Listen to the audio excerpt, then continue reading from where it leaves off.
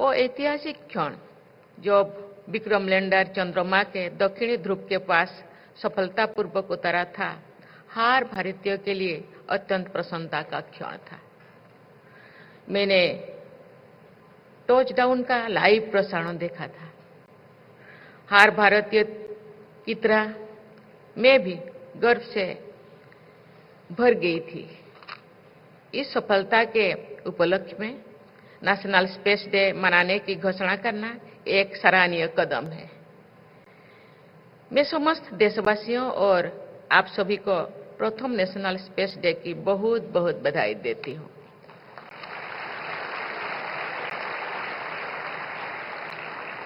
अपने प्रारंभिक दिनों के अब तक इसरो की यात्रा शानदार रही है। इसरो ने स्पेस सेक्टर में उल्लेखनीय उपलब्धियां हासिल की है। जैसा कि यहाँ उपस्थित वैज्ञानिक समुदाय के लोग जानते ही हैं कि 1-2 दिन पहले ही चंद्रयान की प्रज्ञान सेवर से प्राप्त जानकारी से ये धारणा मजबूत हुई है कि आरंभ में चंद्रमा पूरी तरह मैग्मा का महासागर था और धीरे धीरे शीतल होते हुए वर्तमान स्वरूप की तरफ बढ़ा। इसे वैज्ञानिक भाषा में लूनार मैग्मा ओशन हाइपोथेसिस कहते हैं। मुझे ये जानकर प्रसन्नता हुई है कि भविष्य में इसरो द्वारा चंद्रमा के अध्ययन के लिए अन्य मिशन की भी योजनाएं है। मैं संपूर्ण इसरो परिवार तथा विशेषकर चंद्रमा मिशन के से जुड़े सभी लोगों को अपनी शुभकामनाएं देती हूं।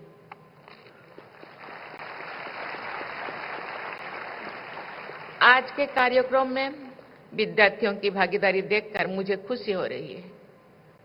इसरो द्वारा आयोजित भारतीय अंतरिक्ष हैकाथॉन और रोबोटिक्स चैलेंज की विजेताओं को मैं हार्दिक बधाई देती हूं।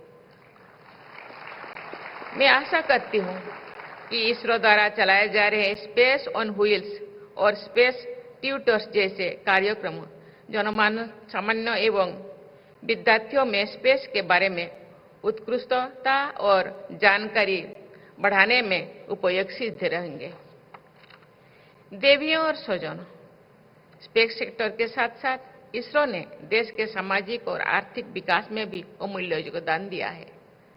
मुझे पूर्ण विश्वास है कि आप ऐसे ही देश के विकास यात्रा में योगदान देते रहेंगे। इस महीने में भारत के स्पेस प्रोग्राम के जनक माने जाने वाले डॉक्टर विक्रम साराभाई की जयंती भी मनाई जाती है। ये न केवल महान वैज्ञानिक थे बल्कि एक दूरदर्शी इंस्टीट्यूशन बिल्डर्स भी थे।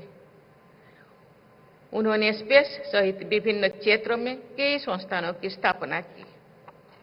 उन्होंने कहा था, and I quote, "Those that can apply their insights to the problems of the community and of the nation discover an exciting area of activity where efforts is rewarding even while the results so slowly." Unquote. वर्तमान परिप्रेक्ष्य में उनका ये कथन अत्यंत प्रासंगिक है क्योंकि भारत के स्पेस प्रोग्राम का उद्देश्य अंतरिक्ष के क्षेत्र में आत्मनिर्भरता प्राप्त करते हुए देश का सामाजिक और आर्थिक विकास करना है। आज के इस आयोजन के विषय touching lives while touching the moon, India space saga भी इसी उद्देश्य से जुड़ा हुआ है। देवियों और स्वजनों, स्पेस एक्सप्लोरेशन ने मनुष्य की क्षमता को बढ़ाया है, मानव की कल्पना को यथार्थ में बदला है, ब्रह्मांड के रहस्यों से पर्दा उठाया है। स्पेस एक्सप्लोरेशन रोमांचकारी होने के साथ साथ एक चुनौती भरा कार्य भी है। इसमें अनेक समस्याएं आती हैं। इन समस्याओं के समाधान के लिए किए जाने वाले अनुसंधान विज्ञान के विकास को गति देती है और मानव जीवन को बेहतर बनाती है। स्वास्थ्य और चिकित्सा, परिवहन, सुरक्षा, ऊर्जा, पर्यावरण और सूचना प्रौद्योगिकी समेत ऐसे कई क्षेत्र हैं जो स्पेस सेक्टर में हुए विकास से लाभान्वित हुए हैं। उदाहरण के लिए आरंभिक चरण की सैटेलाइट को पृथ्वी की कक्षाओं का अध्ययन करने के लिए निर्मित किया गया था। उन सैटेलाइट से प्राप्त ज्ञान के बल पर सैटेलाइट कम्युनिकेशन का विकास हो सका। आज इसके बिना मानव जीवन की कल्पना संभव नहीं है।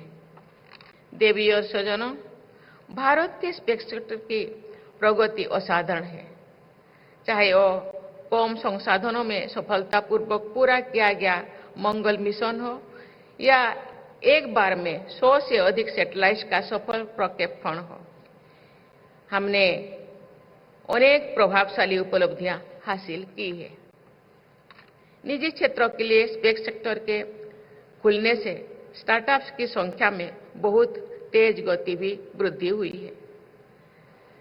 इससे न केवल अंतरिक्ष अनुसंधान की उन्नति हुई है, बल्कि हमारी युवा शक्ति को अपने प्रतिभा दिखाने और उसे तराशने के नए अवसर भी मिले हैं। कुछ महीने पहले ही भारत की एक कंपनी ने single piece 3D printed semi cryogenic engine संचालित रॉकेट का सफल प्रक्षेपण किए हैं, जो कि इस तरह की पहली उपलब्धि है। अंतर्राष्ट्रीय संबंधों में विश्वास एवं साझेदारी बढ़ाने के लिए भी स्पेस सेक्टर एक अच्छा माध्यम है। उदाहरण के लिए, पड़ोसी राष्ट्र में संचार को बढ़ावा देने के लिए भारत ने वर्ष 2017 में साउथ एशिया सैटेलाइट GS-89 का सफल प्रक्षेपण किया था। अन्य देशों के साथ जुड़ाव के नई क्षितिज खोलने के लिए भारत सरकार द्वारा किए जा रहे प्रयास अत्यंत सराहनीय है। इसरो भारत का अंतरिक्ष स्टेशन स्थापित करने की दिशा में आगे बढ़ रहा है। मैं गगनयान मिशन की भी उत्सुकता से प्रतीक्षा कर रही हूं, जिसमें भारतीय अंतरिक्ष टीम को अंतरिक्ष में ले जाया जाएगा। मुझे विश्वास है कि इन सभी मिशन के फलस्वरूप ऐसे परिणाम सामने आएंगे जिनसे देश सामाजिक, आर्थिक एवं वैज्ञानिक रूप से लाभान्वित होंगे। देवियों और स्वजनों, हमें भावी चुनौतियों के लिए भी तैयार रहना है। स्पेस डेब्री अंतरिक्ष मिशन के लिए समस्या अत्यंत चिंताजनक है। अंतरिक्ष अनुसंधान की गतिविधियां निरंतर चलती रहे, इस उद्देश्य के साथ ISRO system for safe and sustainable operations management facility का संचालन किया जा रहा है। ये एक सराहनीय कदम है। मुझे ये जानकर भी खुशी हो रही है कि भारत वर्ष 2030 तक अपने सभी अंतरिक्ष अभियानों को डेब्री फ्री बनाने के लिए लक्ष्य रखे हैं। हमारे निष्ठावान वैज्ञानिकों ने न्यूनतम संसाधनों का उपयोग करके भारत के स्पेस प्रोग्राम को विश्व के श्रेष्ठतम स्पेस प्रोग्राम में स्थान दिलाया है। इसके लिए वे सराहने के पात्र हैं।